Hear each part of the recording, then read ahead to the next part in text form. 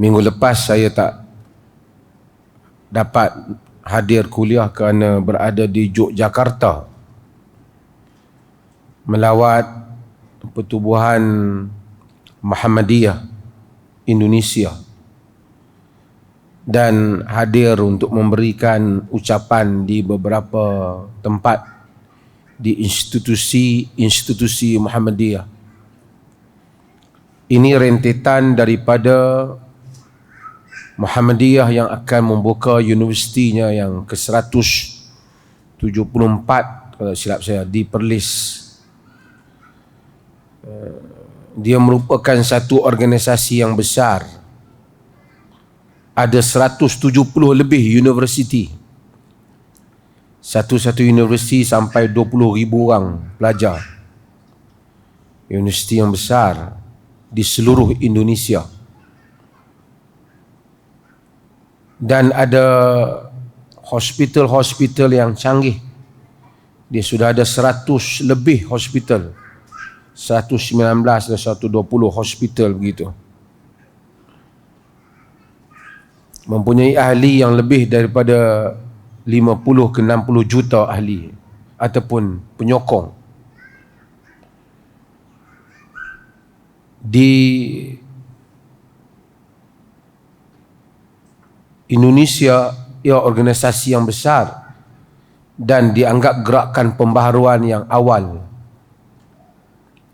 100 tahun lebih usianya, yang ditubuhkan oleh Kiai Ahmad Dahlan. Sesiapa yang tengok filem Sang Pencerah, mungkin dia akan sedikit sebanyak faham tentang organisasi berkenaan. Mungkin filem itu tidaklah menterjemahkan keseluruhan organisasi itu, tapi ia menceritakan tentang sedikit sebanyak tentang latar pengasasnya yang memulakan dakwah sehingga langgar ataupun suraunya dibakar, dia dihalau, pengikutnya dipukul dan macam-macam lagi. Pada hari ini menjadi organisasi besar. Perjuangan awal mereka ialah menentang khurafat, bid'ah dan tahyul. Slogan mereka.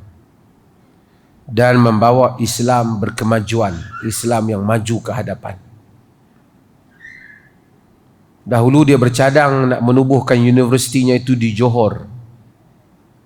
Tapi oleh kerana ada orang tuduh dia Wahabi, jadi kita jemput dia tubuh di Perlis. Dia punya universiti yang pertama luar negara, Indonesia. Dia organisasi besar. Ada pusat astronomi yang hebat. Ada ribuan sekolah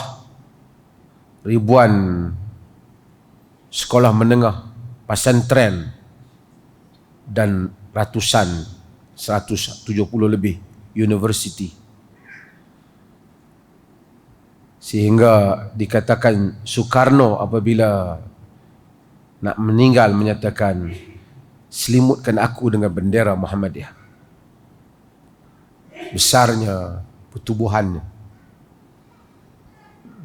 Walaupun begitu, di Indonesia, di tempat-tempat yang masih lagi fanatik, walaupun jumlah ahlinya besar, banyak melebihi rakyat Malaysia, masih lagi ada yang menuduhnya Wahabi dan ada masjid dia yang dibakar. Di Indonesia, di Yogyakarta, pengaruhnya begitu besar. Masjid-masjid, kalau kita tengok solat mereka sama macam di negeri Perlis. Tidak kunut dan bismillah perlahan. Tidak mengadakan amalan jama'i yang kuat, yang tidak warid daripada hadis-hadis Nabi SAW. Kita melawat mereka dan menghubungkan hubungan yang baik insya-Allah dengan mereka, dan mereka akan ada di Perlis ni pada bulan 6. Mereka akan mula pelajar mereka daripada Indonesia serta sekitar hampir 100 orang akan mula masuk buat PhD di Sungai Cucuh itu. Kalau tuan-tuan saudara-saudara pergi Tuan-tuan pergi tengok ada bangunan Maib yang lama yang mereka telah renovate dan cantikkan, yang menulis Universiti Muhammadiyah Malaysia. Dan rakyat Perlis patut berbangga juga, walaupun Perlis tidak besar tapi berhubung dengan satu organisasi yang pengikutnya lebih besar daripada rakyat Malaysia. Dan mereka menyambut kita dengan baik, alhamdulillah.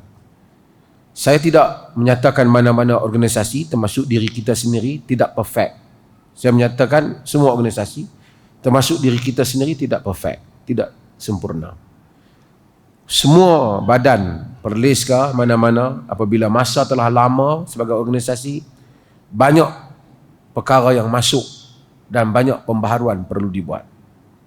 Reform, tajdid, bukan saja perlu dilakukan pada umat, tapi kadang-kala perlu juga dilakukan pada organisasi yang ingin mentajdidkan umat itu sendiri. Termasuklah diri kita. Dan saya rasa Muhammadiyah juga tidak terkecuali memerlukan reform, dan kita juga semua sentiasa memerlukan tajdid.